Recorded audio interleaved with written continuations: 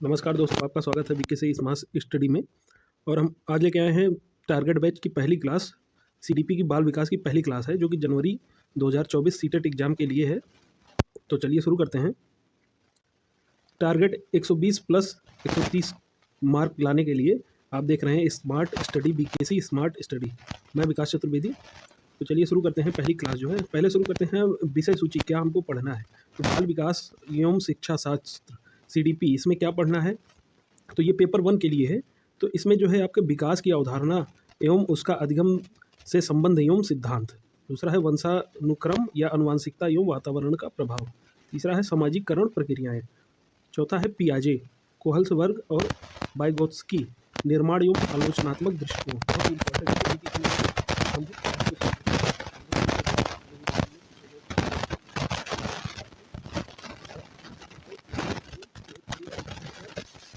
की अवधारणा, बुद्धि के निर्माण का आलोचनात्मक दृष्टिकोण एवं बहुआयामी बुद्धि, भाषा एवं विचार, सामाजिक निर्माण के रूप में जेंडर की भूमिका, लिंग भेद, शैक्षिक अभ्यास।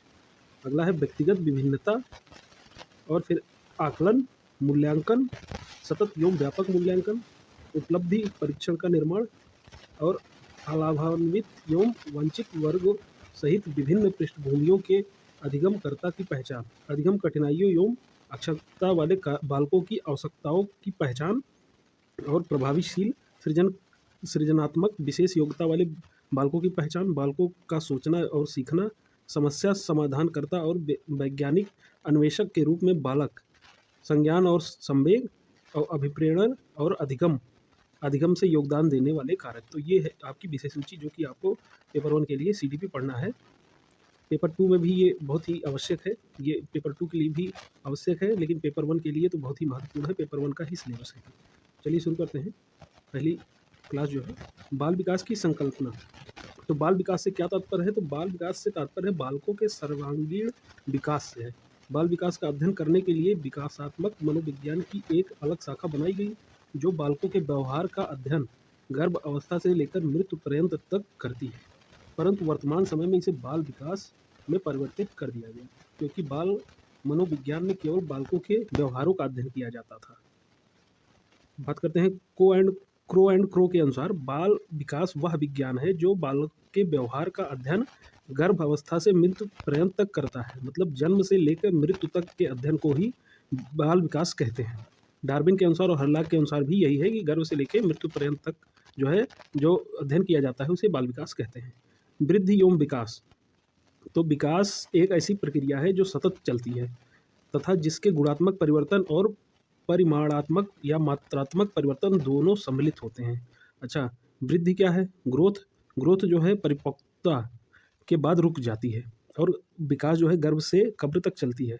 वृद्धि जैसे आप बड़े हो जाते हैं तो उसी के साथ रुक जाती है। जैसे आपके शरीर की वृद्धि हो रही है, आप 22-24 साल तक वृद्धि होती है, उसके बाद जो है आपकी वृद्धि रुक जाती है, लेकिन विकास जो है वो जीवन पर्यंत तक चलता रहता है। वृद्धि कुछ समय बाद रुक जाती है। अच्छा, और ये विकास जो है आजीवन चलता है। वृद्धि जो होती है मूर्त होती है। मूर्त मतलब दिखना। वृद्धि दिखती है, जैसे कि आप बड़े हो रहे हैं, आपकी हाइट बड़ी हो रही है, आपका शरीर बड़ा हो रहा है, तो ये मूर्त होना। तो वृद्धि मूर्त है और विकास जो है अमूर्त है। ये जो है दिखाई नहीं देता कि आपके अंदर सामाजिक विकास या इमोशनल विकास, बहुत चीज़ों का विकास जो है होता रहता है जो कि दिखाई नहीं देती है। वृद्धि जो है सिर्फ शारीरिक होती है, जबकि विकास जो है अत्यंत व्यापक होता है। वृद्धि मात्रात्मक होती है, जबकि विकास जो है मात्रात्मक और गुणात्मक दोनों होता है। वृद्धि दिशा निश्चित नहीं होती है, वृद्धि की दिशा निश्चित नहीं होती है, जबकि विकास की दिशा निश्चित होती है, सिर से पैर की तरफ होती है। चलिए बात करते हैं गुणात्मक परिवर्तन। तो इसमें जो है कार्यशैली और कार्य क्षमता जो है इसका जो है विकास होता है। गुणात्मक परिवर्तन में कार्यशैली आपकी जो कार्य करने की शैली है या कार्य करने की क्षमता है। जैसे जैसे आप बड़े होते हैं आपकी कार्यशैली बदलती है, आप कार्य करने की क्षमता भी बड़ी होती है। परिणात्मक परिवर्तन क्या है। जैसे हाइट, वेट या शेप, जैसे आप बड़े हो रहे हैं, आपका वेट बढ़ रहा है या आपका शेप साइज जो है चेंज हो रहा है। सतत क्या है। सतत का अर्थ है लगातार चलना, अर्थात पीछे की अवस्था पर पुनः ध्यान नहीं देना को ही सतत कहते हैं। बात करते हैं विकास। विकास जो है मानसिक पक्ष, सामाजिक पक्ष और सापेक्षिक पक्ष इत्यादि में होता है।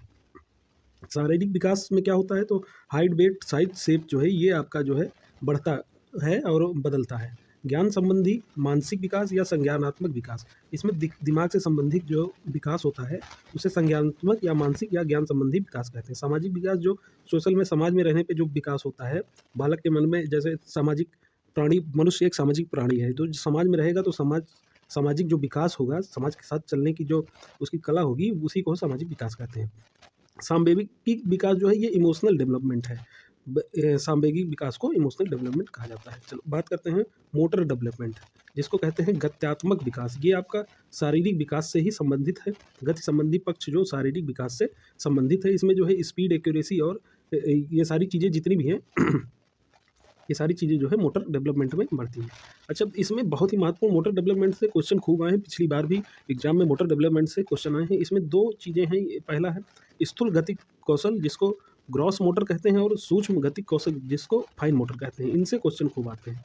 तो ये क्या है? स्थूल गतिक कौशल क्या है? तो ये बड़ी मसल का प्रयोग, हाथ की मसल का प्रयोग, लेग पैर की मसल का जो है प्रयोग होता है।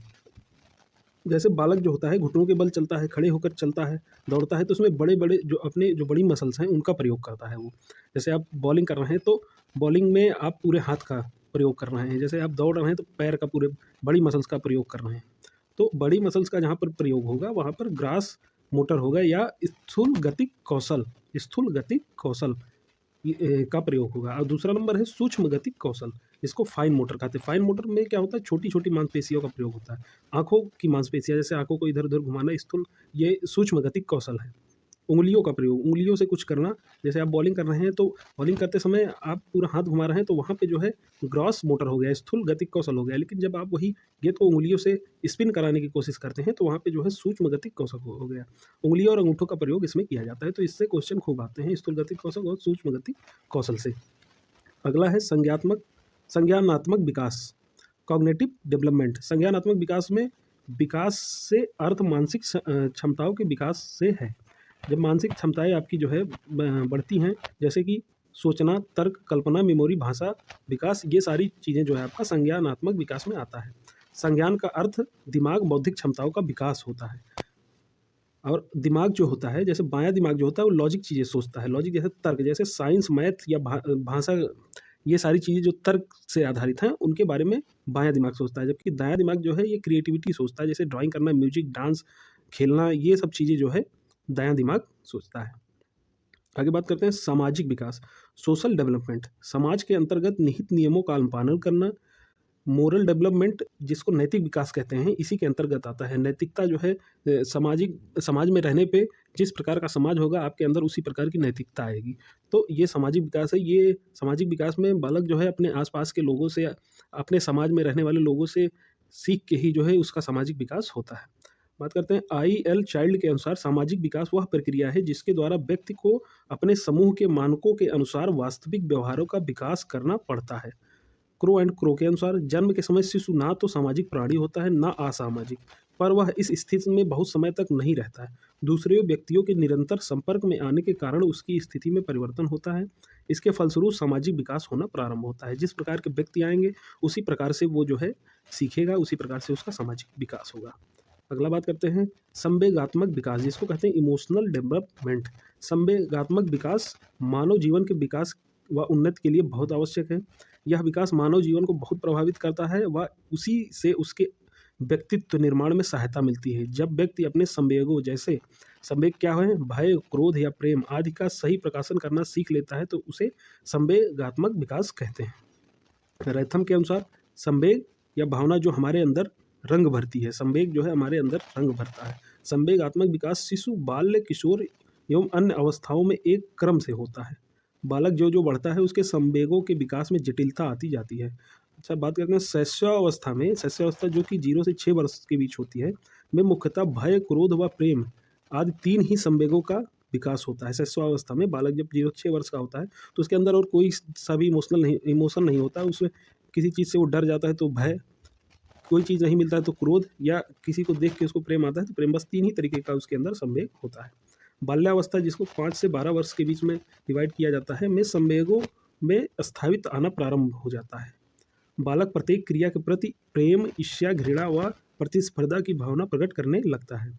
यहाँ केवल 3 ही था, भय, क्रोध और प्रेम। यहाँ पे जो है आपका प्रेम, ईर्ष्या, घृणा, प्रतिस्पर्धा और इत्यादि जो है आपके इमोशनल डेवलपमेंट होने शुरू हो जाते हैं।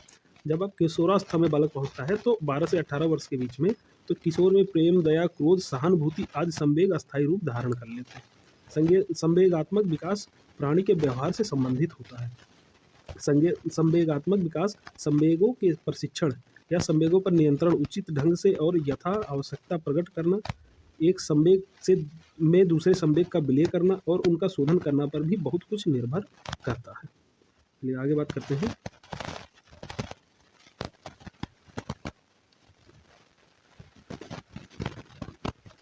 संज्ञान और संवेग ये दोनों अंतः संबंधित हैं। संज्ञान और संवेग जो हैं ये दोनों अंतः संबंधित हैं। इनसे क्वेश्चन बहुत आता है, संज्ञान और संवेग, तो ये दोनों आपस में अंतः संबंधित है। अच्छा, भाषा विकास एक जो बहुत इंपॉर्टेंट है, भाषा विकास। भाषा एक ऐसा माध्यम है जिसके द्वारा कोई भी व्यक्ति अपने विचारों का आदान प्रदान करता है।